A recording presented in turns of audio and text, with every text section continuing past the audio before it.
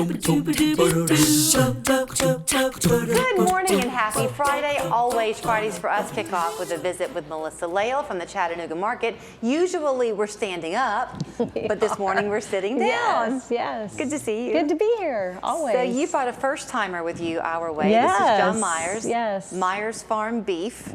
Yes. And we live in a world where people kind of do so many different things. You specialize in what your name says, right, John? Yes, beef. Do one thing and do it well. Do it very well. There you So go. this is, what do you call this market? It's Sunday Fun Day. It's a market that we don't have another, event going on simultaneously. So it's a great time, especially with the fall coming in, to really spend time with the farmers, the artists, talk to them one-on-one. And of course, we have all the regular music and food trucks, all the things you get every Sunday Fun Day. It is funny what happens to you, at least in my world, the minute that weather begins to turn, and thank goodness it has turned. I know. But your recipes change. I was making a grocery list the other day, and I thought, ooh, I get to do things I haven't done in a while. Yes. Beef is often center stage. Yes, it's becoming roast season. Yes. There's a lot of chuck roast being sold the last week or so, and the last couple of weeks, and so it's as seasons go, we go from grilling season to more of a slow cook season. Yes, in the that's fall. right. So let's talk about this specializing that you do have in beef. You're obviously raising the cows. Yeah, I have a cow-calf operation. There's a lot of different ways you can raise cattle, but I have what's called a cow-calf operation, which means everything that I produce my own cattle. Okay. Through breeding cows with bulls, and you have offspring, Right. and versus like going to a market and buying calves that's already weaned and then finishing them out, which some people do it that way. But I raise my own. That does a couple things for me. Number one is I can stand up in front of customers and say, these cattle have never been exposed to antibiotics or hormones because I've had them their entire life. I love that. Yeah. So that's an advantage that I have over some people that do it. So. I know enough to be dangerous because I can talk as if I understand free roaming versus organic versus this, but I don't know the differences. But your cattle, are they just roaming your pastures? Yeah, they're not confined. It's not a feedlot type operation. My cattle have 14 different pastures that I've divided my farm into. I rotational graze them, and they love that because it's like us.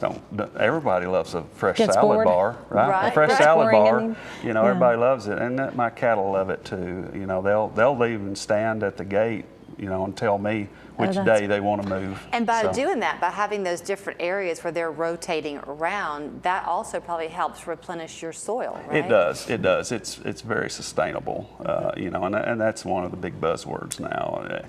The thing is, I was born and raised on a farm, and so all of these things have come second nature to me. Some of the things that's just now come into the public arena. Farmers have been doing for years. Yeah. Sustainable farming. Small farmers have been sustainably farming.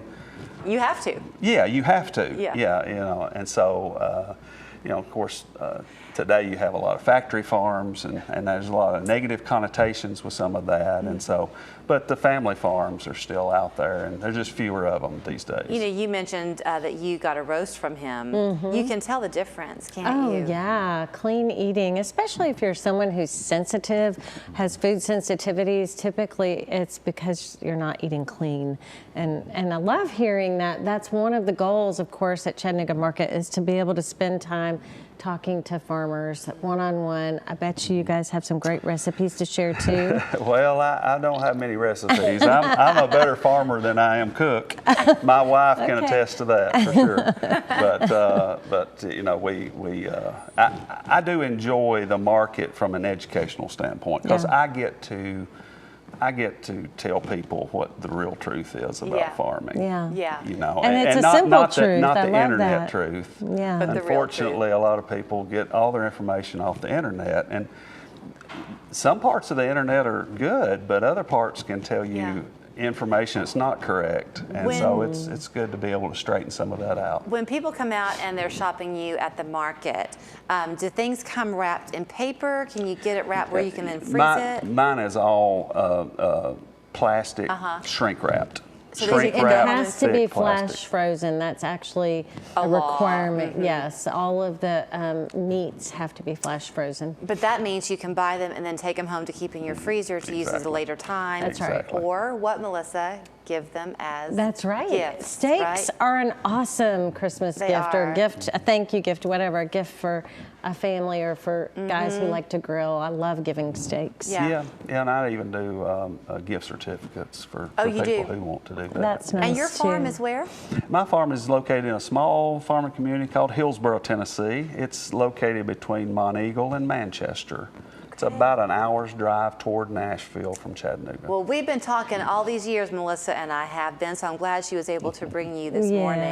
Yeah. And now you can go shop him at the Sunday Fun Day, Yep. 11 to 4 at the First Horizon Pavilion. That's right. I have to always check my verbiage on that one. Good to see you. Little things, big things. Every day, people are making a difference in our neighborhoods. At Local 3 News, we share stories of unsung heroes who make our local communities better. How people are making a difference